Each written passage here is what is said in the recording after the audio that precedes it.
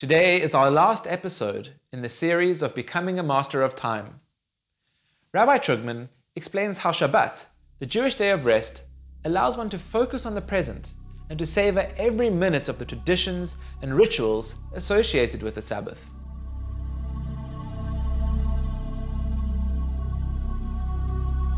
Meditation has been part and parcel of Jewish tradition for literally thousands of years. But the point I want to make that impacts on time is Jewish meditation has many different forms, and many of them can be done in a matter of seconds. So in Judaism, the line between prayer, song, what's called kavana, having a focused thought, becomes very blurred. So, for example, when a woman lights candles before Shabbat, and she takes just 3 or 4 seconds to make this motion of bringing in the light, that is a meditation. Even though it took 3 or 4 seconds. Why? Because in that moment, the woman is totally focused on what she's doing. So meditation is a good analogy of how you could take even a matter of seconds, a matter of a minute, and turn it into really an experience of an eternal spiritual experience. I'd like to try to explain a somewhat mystical idea, but it's actually a very scientific idea and also a practical idea. So in mathematics, there's what's called inverse numbers, where you have a number 1, 2, 3, and then the inverse is 3, 2, 1. So in mathematics, this has significance. So in mystical tradition, every letter in the Torah has a numerical value. This is what is called gematria. Therefore, every word has a numerical value. And the idea is if 2 words have the same numerical value, then there must be some connection.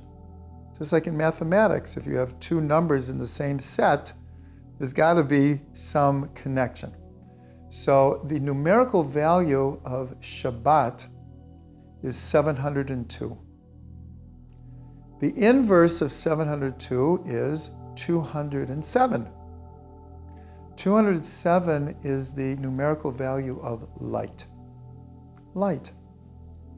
So this is one of the secrets of the first thing we do on Shabbat is we light candles. We bring light into our lives, meaning that Shabbat is light, and we want to bring that light inwards to our hearts, our souls, our mind. But there's a deeper aspect here. When matter travels through space closer and closer to the speed of light, time slows down. And when you get to the speed of light, no time passes, which is it's a scientific concept, but it's also a mystical concept. What does it mean, no time passes? So the idea is that the spirituality of Shabbat, we can have this experience of being beyond time, where truthfully our minds that we now know are all electrical impulses. The brain is a big electric conductor, and our thoughts are quite literally flashes of light, of electricity from synapse to synapse. So on Shabbat, when we get into this atmosphere of not thinking of the past and not thinking of the future and being in the now, it's like traveling at the speed of light. Again, Shabbat and light are inverse numbers. 702, and 207. So this is a very, very profound idea that we can access the spiritual light, and it's really in our minds. And things slow down. On Shabbat, everything slows down. We eat slower, we pray slower, we walk slower, we get up out of bed slower, because that is the atmosphere that we are creating. And so it's just a very, very beautiful idea. And then we end Shabbat with the Havdalah candle. So we begin Shabbos with light, we end Shabbos with light, because the essence of Shabbat is truly light.